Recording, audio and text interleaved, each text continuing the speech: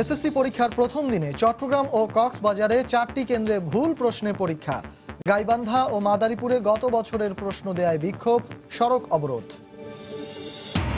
নির্বাচনের আগে সংলাপে অংশ নেওয়া রাজনৈতিক দলগুলোর সঙ্গে প্রধানমন্ত্রীর শুভেচ্ছা বিনিময়। গণভবনে ঐক্যফ্রন্ট বাদে সব দল। নির্বাচন প্রশ্নবিদ্ধ করতে দেশে বিদেশে চিঠি দিয়েও ব্যর্থ বিএনপি। মন্তব্য ওবায়দুল কাদেরের। হতাশ নয় দল, জয়ের জন্য লড়াই চলবে বললেন ফখরুল। পিরোজপুর পৌরসভায় দিনে মাত্র আধা ঘন্টা মেলে সরবরাহের পানি, দুর্ভোগ চরমে। বলেশ্বর নদীর পানি কমে যাওয়ায় সংকট বলছে কর্তৃপক্ষ। এবং সিন্ডিকেট ব্যবসায়ীদের কারসাজিতে নিয়ন্ত্রণে আসছে না ভোগ্যপণ্যের বাজার, বেড়েছে তেল ও চিনির দাম। সঠিক তদারকি না থাকাই কারণ বলছেন সংশ্লিষ্টরা।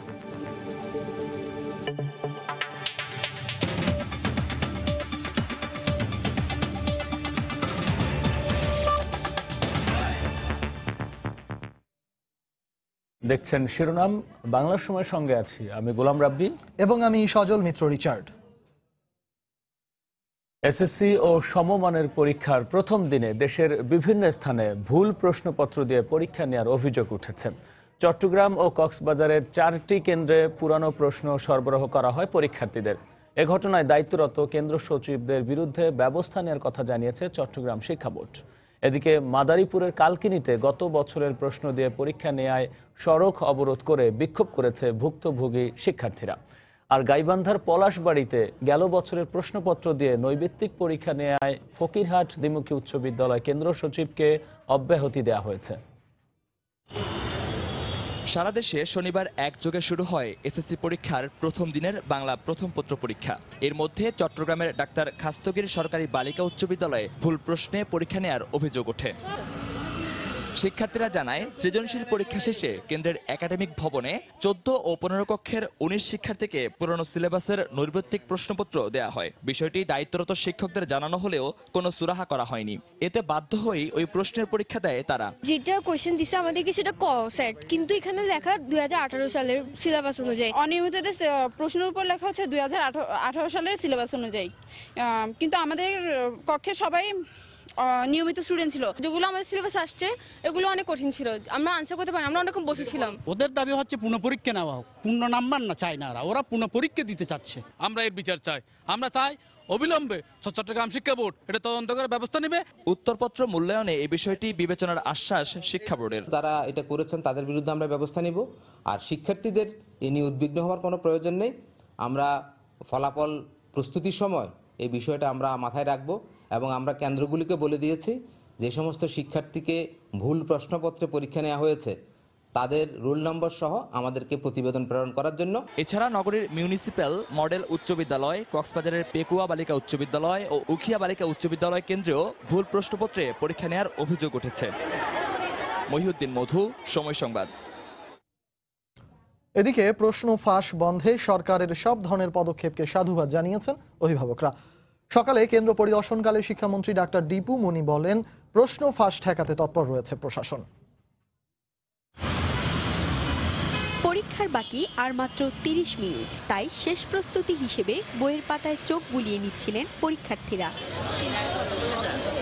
বাংলা প্রথম পত্র পরীক্ষার মধ্য দিয়ে দেশের 10টি শিক্ষা বোর্ডের অধীনে শুরু হলো এবারের এসএসসি ও সমমানের পরীক্ষা। সকাল 10টা থেকে পরীক্ষা শুরু হয়ে চলে দুপুর 1টা পর্যন্ত।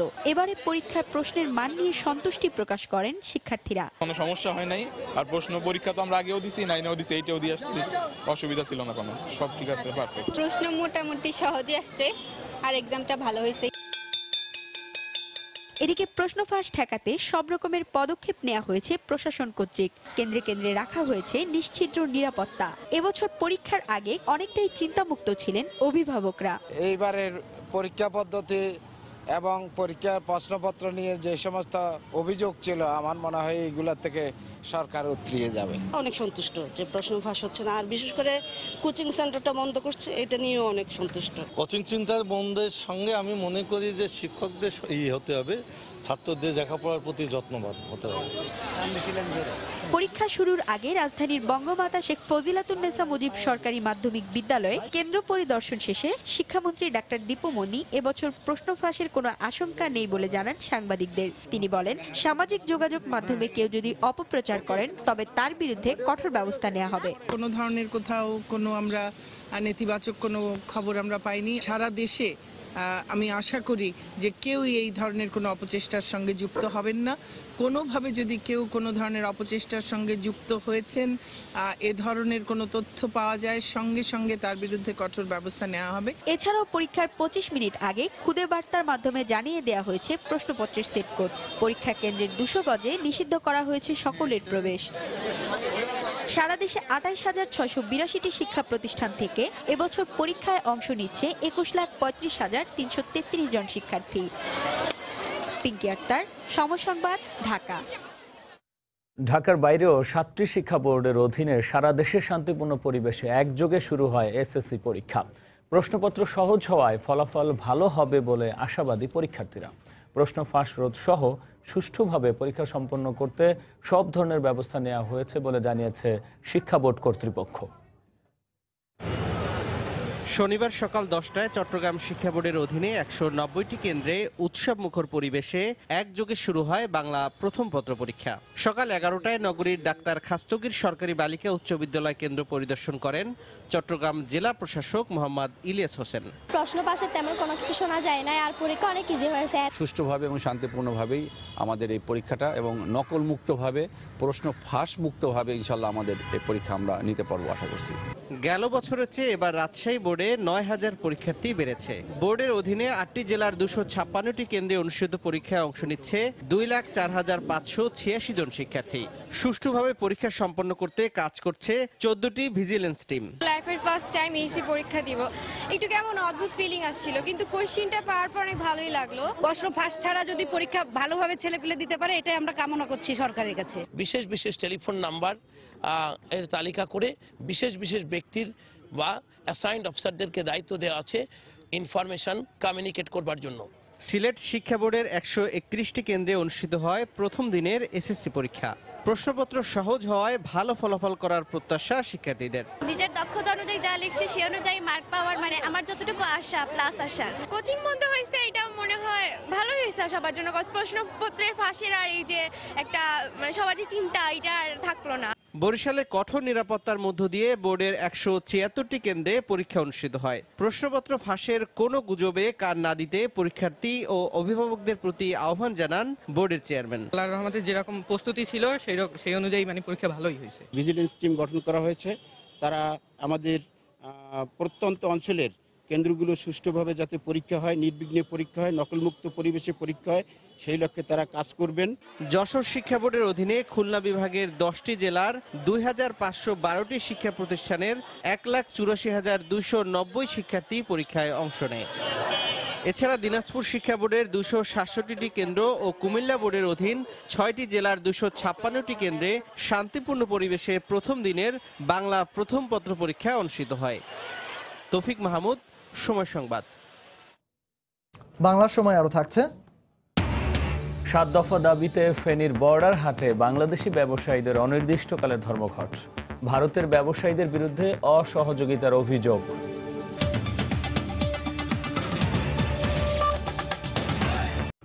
প্রধানমন্ত্রী শেখ হাসিনার আমন্ত্রণে গণভবনে চা চক্রে যোগ দিয়েছেন বিভিন্ন রাজনৈতিক দলের নেতারা।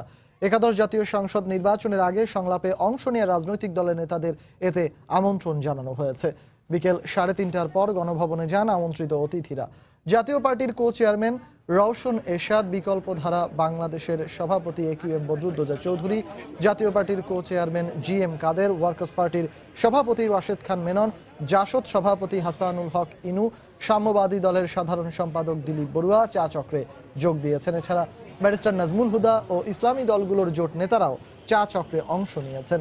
আওয়ামী লীগের উপদেষ্টা পরিষদ ও প্রেসিডিয়াম সদস্যরা চা চক্রে উপস্থিত রয়েছেন।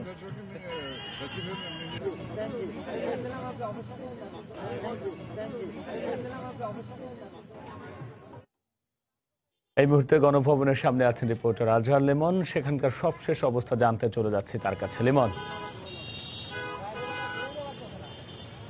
রাব্বি, প্রধানমন্ত্রীর আমন্ত্রণে গণভবনে নির্বাচন পরবর্তী যে চা চক্র এবং শুভেচ্ছা বিনিময় তা কিছুক্ষণ আগেই শেষ হয়েছে। আপনাকে বলতে পারি যে নির্বাচনের পর গণভবনে কিন্তু রাজনীতির মাঠে যারা আওয়ামী লীগের মিত্র এবং যারা শরিক সেই রাজনীতিকদের কিন্তু একটা মিলন মেলাই হয়েছিল, এখানে মিলন মেলা বসেছিল। আপনাকে জানাতে পারি যে নির্বাচনের আগে যে ৭৫টি রাজনৈতিক দল প্রধানমন্ত্রীর সঙ্গে সংলাপে অংশ নিয়েছিল নভেম্বরে, তাদেরকে এই চা চক্রে আমন্ত্রণ জানানো হয়েছিল এবং সেই ৭৫টি রাজনৈতিক দলের মধ্যে অধিকাংশই ঐক্যফ্রন্ট, বিএনপি এবং বাম জোটের রাজনীতিকরা ছাড়া সবাই কিন্তু এই চা চক্রে অংশ নিয়েছেন। আপনাকে বলে ডাক সাইটে যদি আমি বলি, জাতীয় পার্টির রওশন এরশাদ, জিএম কাদের, জাতীয় পার্টির মহাসচিব মশিউর রহমান রাঙা, জাসদে অংশ থেকে হাসানুল হক ইনুকে আমরা দেখেছি, রাশেদ খান মেনন ছিলেন, শিরিন আক্তার ছিলেন জাসদের, দিলীপ বড়ুয়া ছিলেন সাম্যবাদী দলের এবং আওয়ামী লীগের প্রেসিডিয়াম এবং উপদেষ্টা পরিষদের সবাই কিন্তু এই চা চক্রে ছিলেন। এছাড়া ছিলেন যারা সমাজের যারা গুণীজন আছেন, সামাজিক ব্যক্তিত্বরাও কিন্তু আজকের এই অনুষ্ঠানে কিন্তু যোগ দিয়েছেন।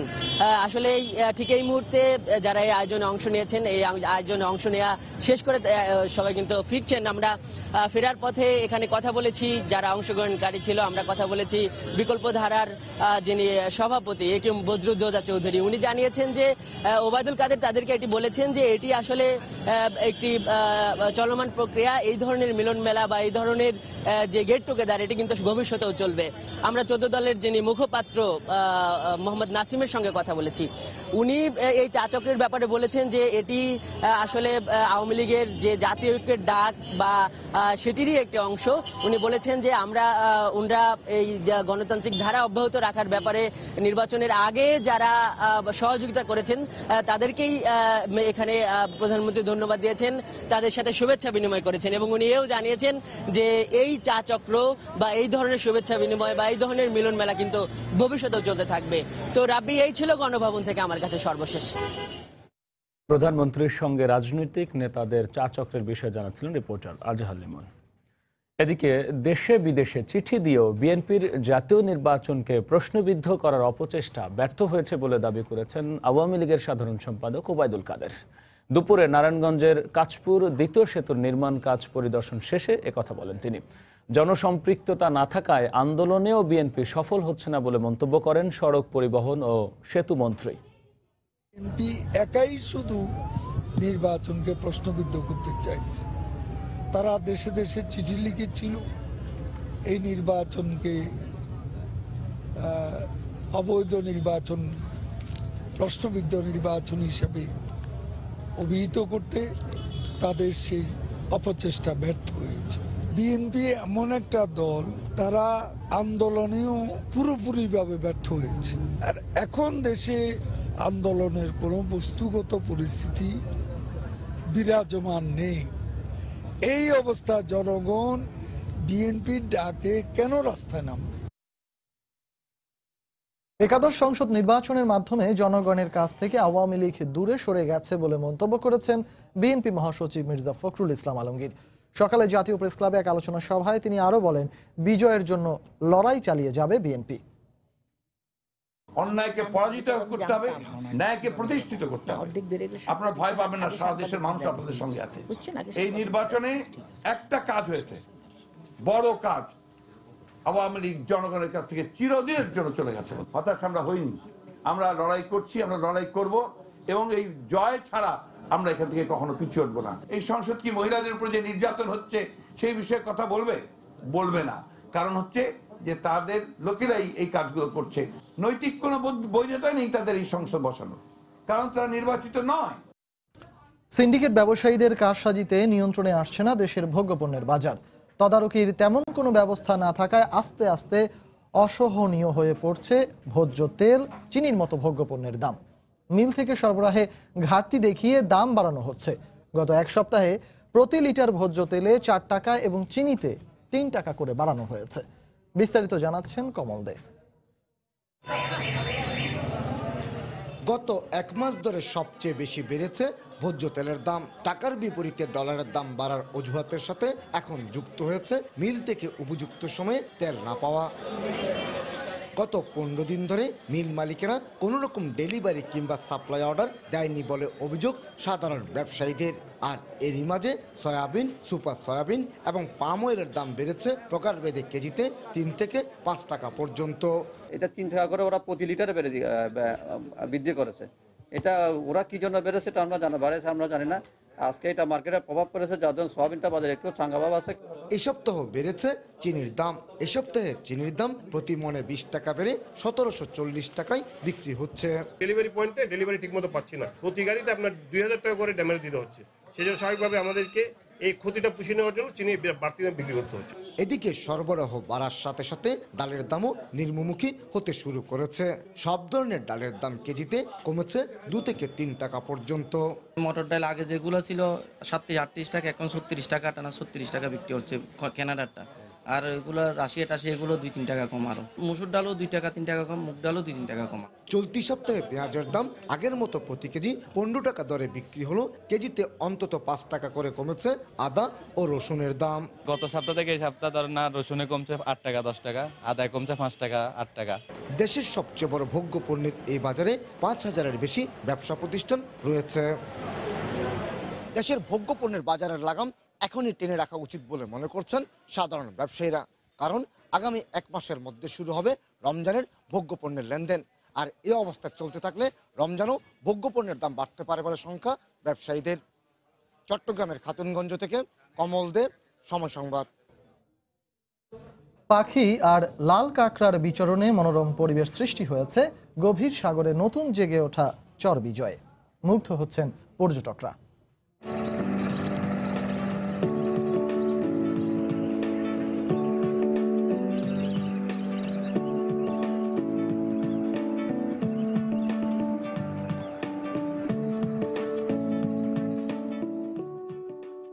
গভীর সমুদ্রে জেগে ওঠা এই চর নিয়ে একটি রিপোর্ট থাকছে সংবাদের শেষাংশে।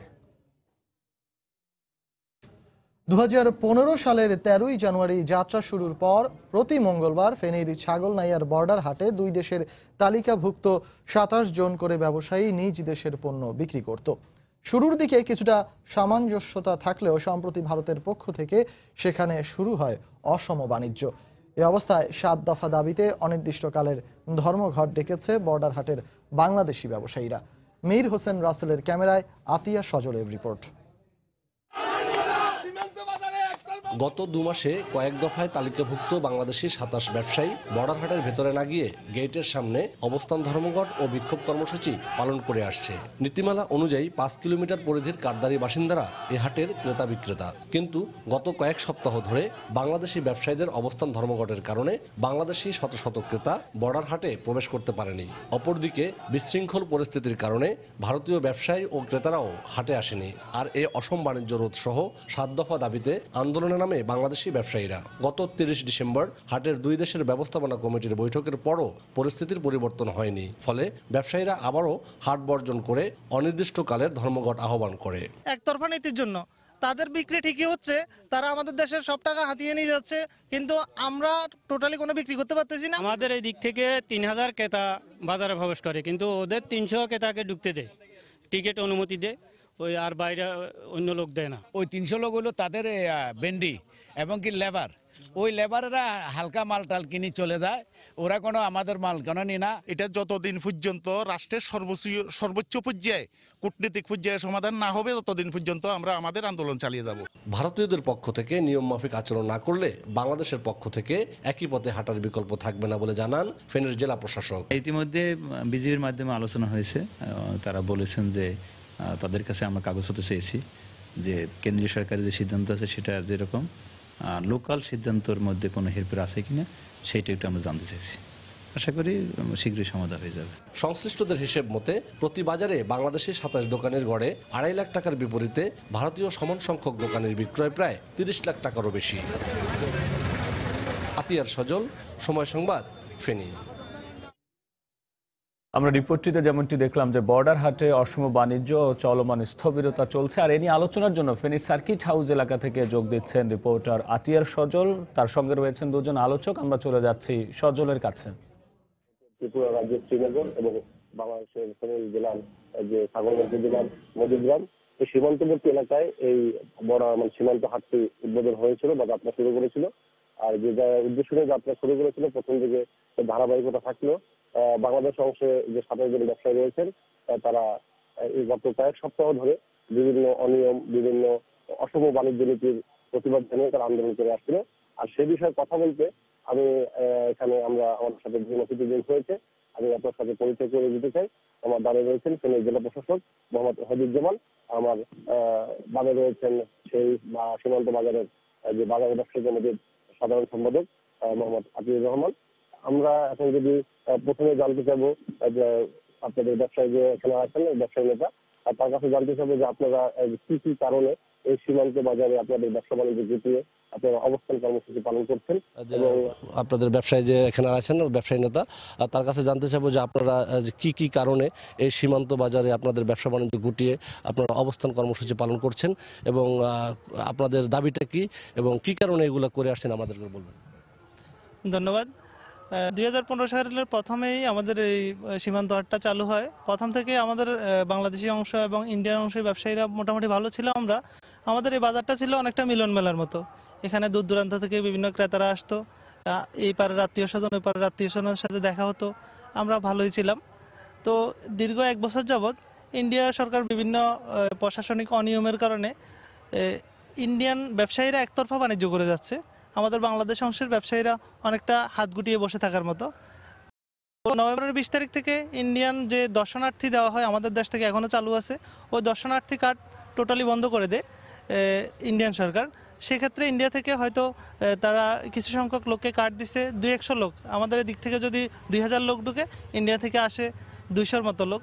তো ওই কম সংখ্যক ক্রেতা, আমাদের বাংলাদেশ অংশের 27টা দোকান, তাদের জন্য এই সামান্য সংখ্যক ক্রেতা আসে এবং এই ক্রেতাদের কাছে আমরা বিক্রি করতে পারি না পর্যাপ্ত পরিমাণের মাল। তার কারণ হলো তাদের প্রশাসন গেটে আমাদের রুলসে লেখা আছে যে একজন ক্রেতা $200 পর্যন্ত পণ্য ক্রয় করতে পারবে। সেই ক্ষেত্রে সেটা আমাদের বাংলাদেশি ক্রেতারা ক্রয় করতে পারে। ভারতের যে ক্রেতারা ঢুকে বের হয় যে গেটটা আছে, ওই গেটে কিন্তু তারা একটা ব্যানার ঝুলাই দিচ্ছে যে একজন ক্রেতা 7 কেজির ঊর্ধ্বে মাল নিতে পারবে না। 7 কেজি মালের মূল্য হিসেব করলে দেখা যায় $5 হয় না। তা আমাদের দেশের একজন ক্রেতা $200 পণ্য ক্রয় করতে পারবে, আর ইন্ডিয়ান একজন ক্রেতা $5 পণ্য ক্রয় করতে পারবে না। আর আমাদের দেশ থেকে হাজার হাজার ক্রেতা বর্ডার হাটে প্রবেশ করতে পারে, অবাধে মালামাল কিনে নিয়ে আসতে পারে। আর ইন্ডিয়ান ক্রেতা খুবই চোখে পড়ার মতো না। আপনারা গেলে আপনারা দেখেছেন খুবই কম সংখ্যক ইন্ডিয়ান ব্যবসায়ীরা যখন আমরা এখানকার যে জেলা প্রশাসক রয়েছেন আপনার কাছে জানতে চাবো, আপনি শুনলেন আমাদের ব্যবসায়ীরা এখানকার যে অসম বাণিজ্য নীতির সম্মুখীন হন, এসব বিষয়ে আপনারা জানেন কিনা বা আপনারা এসব বিষয়ে কোনো দ্বিপাক্ষিক বৈঠক বা কোনো সমাধানের আশ্বাস বা কোনো কিছু পদক্ষেপ নিয়েছেন কিনা। ধন্যবাদ। আমরা একাধিকবার চেষ্টা করছি ছাগলনাই বর্ডার হাট এবং ওখানে ত্রিপুরার যে অংশে এই হাটটি আছে, 2 দেশের মধ্যেই সমাজমূলক একটা বাজার। এই বাজারে 2 পক্ষই বিক্রি করবে, ওই পক্ষের পণ্য আমাদের এখানে নিয়ে আসবে, আমাদের পণ্য ওখানে যাবে এবং এটা বর্ডারের 5 কিলোমিটারের মধ্যে জনগণ এটার উপকারভোগী হবে। কিন্তু ওই এলাকার যে 5 কিলোমিটারের মধ্যে লোক সংখ্যা খুবই কম, সেই অজুহাত দেখিয়ে তারা লোকজনকে এখানে ঢুকতে দিচ্ছে না। আর আমাদের এখানে 5 কিলোমিটার সহ আশেপাশের লোকজন ওখানে যাচ্ছে, যার ফলে ওদের জিনিস যত সহজে কিনতে পারছে, আমাদের জিনিস যত সহজে আমরা বিক্রি করতে পারছি না। এই সমস্যাটার কারণেই আমাদের ব্যবসায়ীরা ক্ষতিগ্রস্ত হচ্ছে, কিন্তু ওদের ব্যবসায়ীরা লাভবান হচ্ছে। এটা হওয়ার কারণেই আমাদের ব্যবসায়ীরা বলছেন যে এরকম অবস্থা হলে তারা তো পারছে না। $200 প্রায় 16,000 টাকার বেশি। সেই মূল্যমান ধরলে আমাদের এখানে যে পরিমাণ ওদের পণ্য ক্রয় করি আমরা, যেমন গার্মেন্টস, শিশুদের খাদ্য অথবা চকলেট বা চা ইত্যাদি অনেক কিছুই আমরা ওখানে আমাদের ব্যবসায়ী ক্রয় করে বা আমাদের যারা ক্রেতা যাচ্ছেন তারা। কিন্তু ওদেশের যারা আসছেন তারা কিছু ক্রয় করলেও সেটা ওদের এই একটা বিভিন্ন অজুহাতের কারণে, যেমন 5 কেজি বা 7 কেজি বেশি নিতে পারবে না, অত অল্প কিছু ক্রয় করলে ওটা ওখানে তাদেরকে বাধা দেওয়া হচ্ছে, যার ফলে এই সমস্যাটা তৈরি হয়েছে। ইতিমধ্যে আমরা তাদের সাথে আলোচনা করেছি, যোগাযোগ করেছি এবং 2-1 বার আলোচনা হওয়ার পরে তারা বলেছে এটা তারা ঠিক করে দেবেন। যেমন কেন্দ্রীয় সরকার যে সিদ্ধান্ত নিয়েছিল ভারতের, সেইটা আবার রাজ্য সরকার এটা কিছুটা নিয়ন্ত্রিত করেছে। নিয়ন্ত্রিত করার কারণে আমরা যেভাবে ক্ষতিগ্রস্ত হচ্ছি তারা সেভাবে লাভবান হচ্ছে। আমরা আশা করছি যে তাদের সাথে গত সপ্তাহে আমাদের বসার কথা ছিল, কিন্তু তারা সেভাবে আমাদেরকে সময় দিতে পারেননি। আবার সময় দিয়েছেন, নেক্সট উইকে আবার বসলে আমরা দেখব যে কিভাবে যে প্রথম দিকে যেভাবে চালু হয়েছিল সেই জিনিসটা যেন ঠিকমতো চালু হয়। আমাদের পণ্য তাদের দেশে যাবে, তাদের পণ্য আমাদের দেশে আসবে এবং দুই পক্ষের সমঝোতার ভিত্তিতেই এই কাজটি করা হবে, যাতে কারো কোনো ক্ষতিগ্রস্ত না হয়। জি, ধন্যবাদ আপনাদেরকে।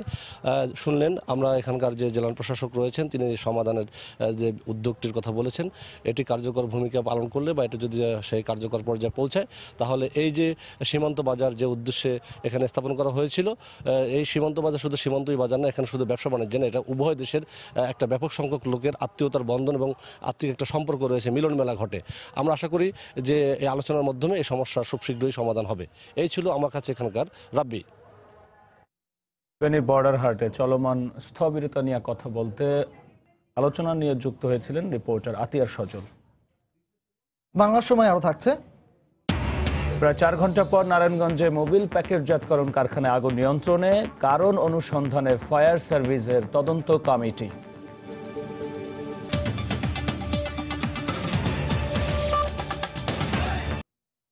আবারও এসএসসি ও সমমানের পরীক্ষার খবর। প্রথম দিনের পরীক্ষায় প্রশ্ন ফাঁসের কোনো খবর না পাওয়ায় সন্তুষ্টি প্রকাশ করেছেন অভিভাবক ও শিক্ষার্থীরা।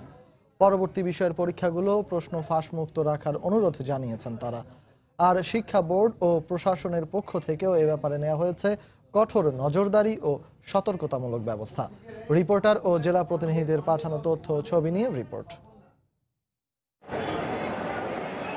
রংপুরে কঠোর নিরাপত্তা ও সতর্কতার মধ্য দিয়ে শনিবার শুরু হয় এসএসসি ও সমমানের পরীক্ষা। প্রথম দিন জেলার 48টি কেন্দ্রে 36,785 জন শিক্ষার্থী অংশ নেয়। এদিকে পরীক্ষায় প্রশ্ন ফাঁস রোধে প্রশাসনের পক্ষ থেকে নেওয়া হয়েছে কঠোর নিরাপত্তামূলক ব্যবস্থা। প্রশ্ন বহনের ক্ষেত্রেও সরকার নিয়োজিত উচ্চ ক্ষমতা সম্পন্ন প্রতিনিধি থাকেন, প্রশ্ন খোলার ব্যাপারেও প্রতিনিধি থাকছেন। কাজেই প্রশ্ন কেন্দ্রের ভেতরে আসবার পরে এখানে কোনো রকম সুযোগ নেই কোনোভাবেই প্রশ্ন অ্যাক্টিভ শব্দ বাইরে যাবার। ময়মনসিংহের 85টি কেন্দ্রে এবার 72,519 জন পরীক্ষার্থী অংশ নিচ্ছে এসএসসি পরীক্ষায়। পরীক্ষা নির্বিঘ্নে সম্পন্ন করতে নেওয়া হয়েছে কঠোর নিরাপত্তামূলক ব্যবস্থা। সারা দেশের মতো ফেনীতেও সুশৃঙ্খলভাবে শুরু হয়েছে মাধ্যমিক স্কুল সার্টিফিকেট ও সমমানের পরীক্ষা। গত বছরের তুলনায় এবার জেলায় 1,168 জন বেশি পরীক্ষার্থী অংশ নিচ্ছে।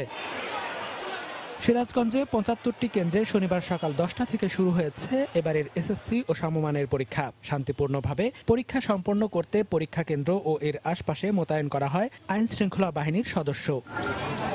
এদিকে সারা দেশে সকাল 10টা থেকে একযোগে পরীক্ষা শুরু হলেও কেরানীগঞ্জের তেঘুরিয়া উচ্চ বিদ্যালয় কেন্দ্রে পরীক্ষা শুরু হয় আধা ঘন্টা দেরিতে। এ কারণে পরীক্ষা শেষে বাড়তি সময় দেওয়া হয় শিক্ষার্থীদের। এ ঘটনায় প্রশাসনের উদাসীনতাকেই দায়ী করে ক্ষোভ জানিয়েছেন অভিভাবকরা। প্রশাসন দায়ী এই জন্যই যে প্রশ্নপত্র ঠিক মতো পৌঁছায় নাই, এই জন্য পরীক্ষা দেরি হয়েছে। বোর্ড থেকে একটা কোড নাম্বার সেট কোড দেয়, ওই সেট কোড SMS এর মাধ্যমে জানার পরেই ফয়েল প্যাকে রাখা প্রশ্নগুলো খোলা হয়।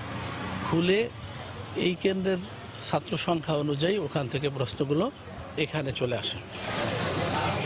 এছাড়া চাঁদপুর, শরীয়তপুর ও পঞ্চগড় সহ সারা দেশে শনিবার শুরু হয় এসএসসি ও সমমানের পরীক্ষা।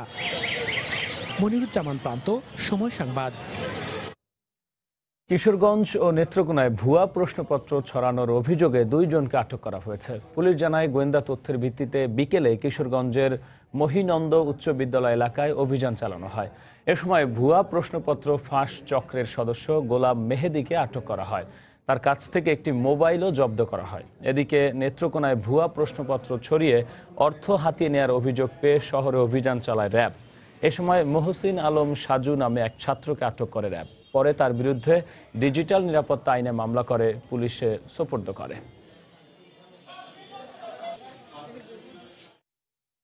বেকারত্ব দূরীকরণে সময়োপযোগী কর্মমুখী শিক্ষার প্রসারে কাজ করতে সংশ্লিষ্ট সবার প্রতি আহ্বান জানিয়েছেন ত্রাণ ও দুর্যোগ ব্যবস্থাপনা প্রতিমন্ত্রী ডাক্তার এনামুর রহমান। সকালে সাভারে মানারত ইন্টারন্যাশনাল ইউনিভার্সিটির নবীন বরণ অনুষ্ঠানে একথা বলেন তিনি। টেকনোলজি বেসড ফ্যাকাল্টি বাড়াতে হবে, যে সমস্ত বিষয়ে পড়াশোনা করে ছেলে মেয়েরা বেকার থাকবে না, নিড বেসড এডুকেশন আপনারা চালু করবেন এবং আমার এই ব্যাপারে সর্বাত্মক সহযোগিতা থাকবে আপনাদেরকে। আমি বিশ্বের অনেক বিশ্ববিদ্যালয়ে ঘুরেছি, সেখানে আমরা দেখেছি তারা নিট ফ্যাকাল্টিগুলো নিট বেস সাজানো থাকে, যার ফলে ছাত্রছাত্রীরা পড়াশোনা করে সবাই কর্মক্ষম হয়, কর্মসংস্থান হয় এবং দেশে বেকার সমস্যা দূর হয়। 9টি ইউনিটের চেষ্টায় প্রায় 4 ঘন্টা পর নারায়ণগঞ্জে মোবিল প্যাকেটজাতকরণ কারখানায় আগুন নিয়ন্ত্রণে এসেছে। বেলা 11:30টার দিকে ফতুল্লার নন্দলালপুরে এই অগ্নিকাণ্ড হয়। প্রত্যক্ষদর্শীরা জানান, এশিয়ান মোবিল প্যাকেটজাতকরণ কারখানার একটি কক্ষ থেকে আগুনের সূত্রপাত হয়। মুহূর্তেই তা আশেপাশে ছড়িয়ে পড়ে। এতে পুরো এলাকা জুড়ে আতঙ্ক ছড়িয়ে পড়ে। খবর পেয়ে ঘটনাস্থলে গিয়ে আগুন নিয়ন্ত্রণে কাজ শুরু করে নারায়ণগঞ্জ ও ঢাকার ফায়ার সার্ভিসের 9টি ইউনিট। স্থানীয়দের সহযোগিতায় প্রায় 4 ঘন্টায় বিকেলে 3:30টার দিকে আগুন নিয়ন্ত্রণে আসে। প্রাথমিকভাবে আগুন লাগার কারণ ও ক্ষয়ক্ষতির পরিমাণ নিরূপণ হয়নি। তবে এই ঘটনায় একটি তদন্ত কমিটি গঠন করেছে ফায়ার সার্ভিস। গাজীপুরে চোর সন্দেহে দুজনকে পিটিয়ে হত্যা করা হয়েছে। ভোরে কালিয়াকৈর উপজেলার বড়িয়াবহ এলাকায় এই হত্যাকাণ্ড হয়। এলাকাবাসীর দাবি, স্থানীয় আব্দুস সামাদের বাড়িতে গরু চুরি করতে যায় একটি সংঘবদ্ধ চক্র। এ সময় তাদের ধাওয়া দেয় প্রতিবেশীরা। বাকিরা পালিয়ে গেলেও দুজনকে আটক করে পিটুনি দেয় উত্তেজিত জনতা। এতে ঘটনাস্থলেই একজনের মৃত্যু হয়। অপর একজনকে স্থানীয় হাসপাতালে নেওয়া হলে তাকেও মৃত ঘোষণা করেন কর্তব্যরত চিকিৎসক। নিহতদের পরিচয়, হত্যাকাণ্ডের মূল রহস্য উদ্ঘাটনে কাজ শুরু করেছে পুলিশ।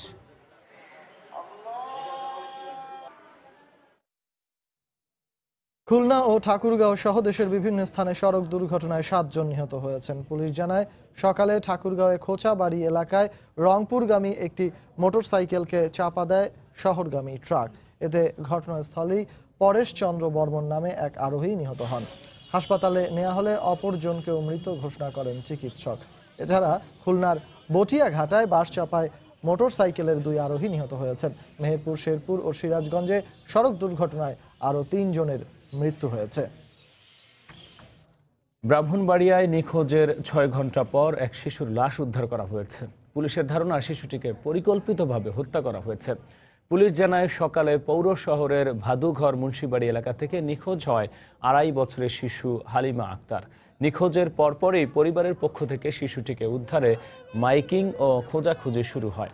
দুপুরে নিজ বাড়ি থেকে 500 গজ দূরে 2টি ভবনের মধ্যবর্তী স্থানে শিশু হালিমার লাশ দেখতে পান এলাকাবাসী। খবর পেয়ে ঘটনাস্থল থেকে নিহতের লাশ উদ্ধার করে সদর হাসপাতাল মর্গে পাঠায় পুলিশ। শিশুটিকে শ্বাসরোধ করে হত্যা করা হয়েছে বলে প্রাথমিকভাবে ধারণা করছে পুলিশ।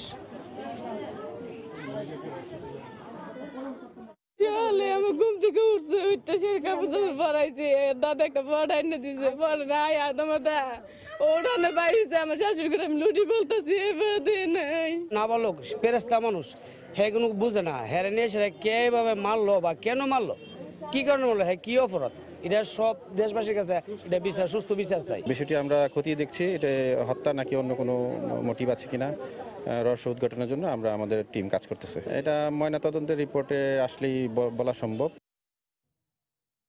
কুড়িগ্রাম স্কুল ছাত্রীকে যৌন হয়রানির চেষ্টা মামলায় গ্রেফতার শিক্ষককে কারাগারে পাঠানো হয়েছে। সকালে জেলা চিফ জুডিশিয়াল ম্যাজিস্ট্রেট আদালতের বিচারক তাকে কারাগারে পাঠানোর নির্দেশ দেন। এর আগে গতকাল সন্ধ্যায় শিক্ষার্থীর বাবা বাদী হয়ে চিলমারি থানায় মামলা করলে অভিযুক্ত শিক্ষক জিয়াউর রহমান জিয়াকে গ্রেফতার করে পুলিশ। শুক্রবার সকালে চিলমারি উপজেলার একটি স্কুলের শিক্ষক 8ম শ্রেণীর এক ছাত্রীকে প্রাইভেট পড়ানোর সময় যৌন হয়রানির চেষ্টা চালান। কৌশলে মেয়েটি পালিয়ে এসে বিষয়টি পরিবারকে জানায়।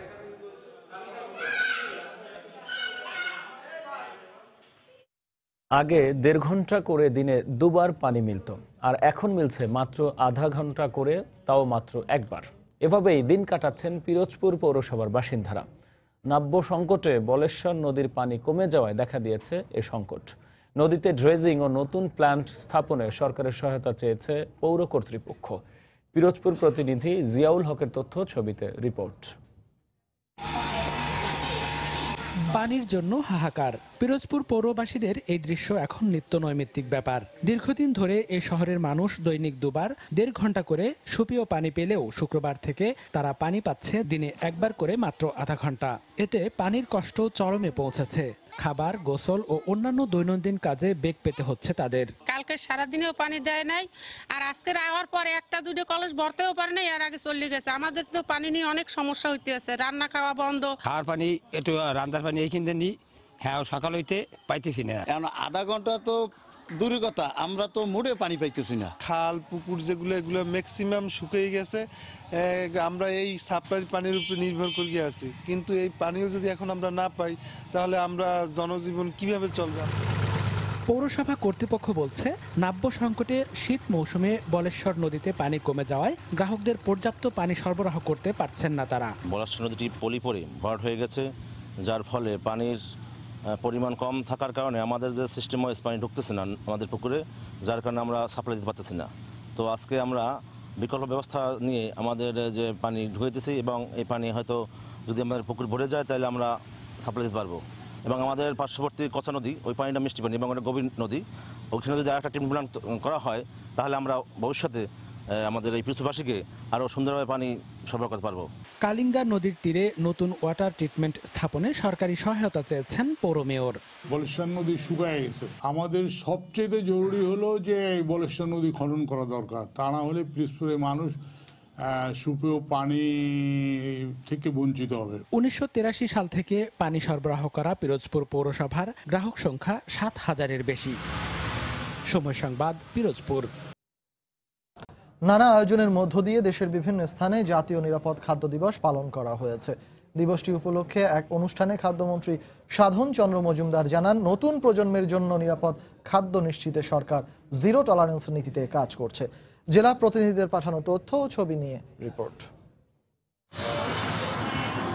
সুস্থ সবল জাতি চাই, পুষ্টিসম্মত খাদ্যের বিকল্প নাই প্রতিপাদ্য নিয়ে দেশের বিভিন্ন জেলায় পালিত হয় জাতীয় নিরাপদ খাদ্য দিবস।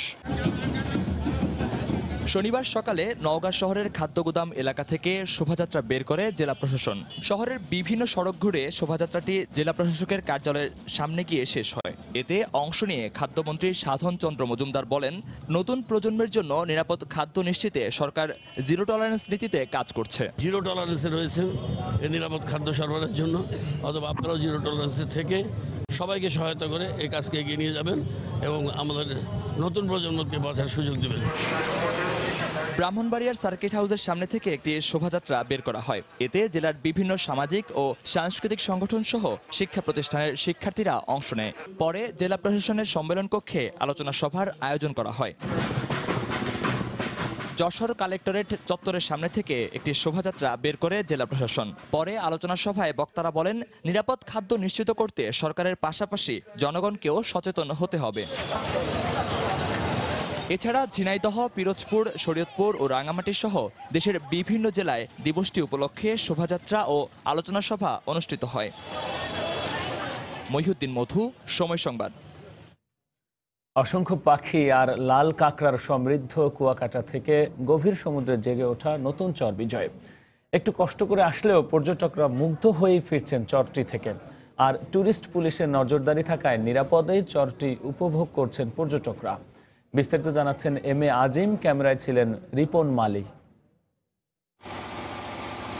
কুয়াকাটা থেকে ট্রলারে চেপে সমুদ্রকে গভীরে থেকে উপভোগ করতে করতে 2.5 ঘন্টার মধ্যে দেখা মিলবে মাঝ সমুদ্রে জেগে ওঠা চর বিজয়। চরটিতে নামলেই শীত মৌসুমে দেখা মিলবে দুপাশে পাখির ঝাঁক, কখনো চরে কখনো সমুদ্রের পানিতে অবস্থান তাদের। ক্লান্তিতে নিশ্চুপ হয়ে যখন দাঁড়িয়ে পড়বেন বেলাভূমিতে, গর্ত থেকে বেরিয়ে আসতে থাকবে অসংখ্য লাল কাঁকড়া। আপনার গতিবিধি লক্ষ্য করে 8 পায়ে ভর করে কাঁকড়াগুলো চলতে শুরু করবে বালুর বুকে। কয়েক মিনিটের মধ্যেই বালুচরটি লাল কাঁকড়ায় ভরে যাবে। আর এমন দৃশ্য দেখে যে কেউ ছুটতে থাকে কাঁকড়া ধরতে। কুয়াকাটা থেকে এই চরটা আসতেই একটা অ্যাডভেঞ্চার আলাদা। সমুদ্রের মাঝখান থেকে অনেক ঢেউকে সঙ্গী করে আসতে হয়। লাল কাঁকড়াটা অনেক ভালো লেগেছে এবং আমি একটু ধরেছি, সেটা আমি ঢাকায় নিয়ে যাব। খুবই ভালো লাগলো যখন পাখির কাছে গেলাম, পাখি মাথার উপর দিয়ে যখন উড়ে যায়, অসাধারণ ফিলিংস। এই ফিলিংসে মানে ভাষায় বর্ণনা করা যায় না। তবে সার্বক্ষণিক না থাকলেও এখানে আসা পর্যটকরা সমস্যায় পড়লে স্পিডবোট বা ওয়াটার বাইক নিয়ে সহযোগিতায় এগিয়ে আসবে ট্যুরিস্ট পুলিশ। আমরা সার্বক্ষণিক পর্যটকদের নিরাপত্তা ব্যবস্থা করি। যদি কোনো রকমের তাদের সমস্যা হয় তখন আমাদের ওয়াটার বাইক, স্পিডবোট আছে। গত বছর বিজয়ের মাসে পর্যটকদের জন্য চর বিজয়ের আনুষ্ঠানিক যাত্রা শুরু হয়। চারদিকে সমুদ্রের অশান্ত জলরাশি, মাথার উপর উড়ছে অসংখ্য পাখি। কিছুক্ষণ নিশ্চুপ হয়ে দাঁড়িয়ে থাকলে বালুর মধ্যে থেকে বেরিয়ে আসে অসংখ্য লাল কাঁকড়া। প্রকৃতির এমন অপরূপ দৃশ্য দেখতে হলে আপনাকে শহরের কোলাহল ছেড়ে ছুটে আসতে হবে চর বিজয় নামের সমুদ্র মাঝে জেগে ওঠা মনোমুগ্ধকর এ ভূখণ্ডটিতে। কুয়াকাটার চর বিজয় থেকে এম এ আজিম, সময় সংবাদ। বাংলা সময়ের শীর্ষ সংবাদ জানিয়ে দিচ্ছি আরেকবার। এসএসসি পরীক্ষার প্রথম দিনে ঢাকা, চট্টগ্রাম সহ বিভিন্ন স্থানে পরীক্ষা নেওয়া হলো ভুল প্রশ্নে। গাইবান্ধা ও মাদারীপুরে বিক্ষোভ, সড়ক অবরোধ।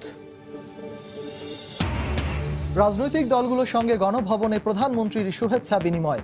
নির্বাচনী অঙ্গীকার বাস্তবায়নে সবার সহযোগিতা চেয়েছেন শেখ হাসিনা, জানালেন নেতারা। নির্বাচন প্রশ্নবিদ্ধ করতে দেশে বিদেশে চিঠি দিয়েও ব্যর্থ বিএনপি, মন্তব্য ওবায়দুল কাদেরের।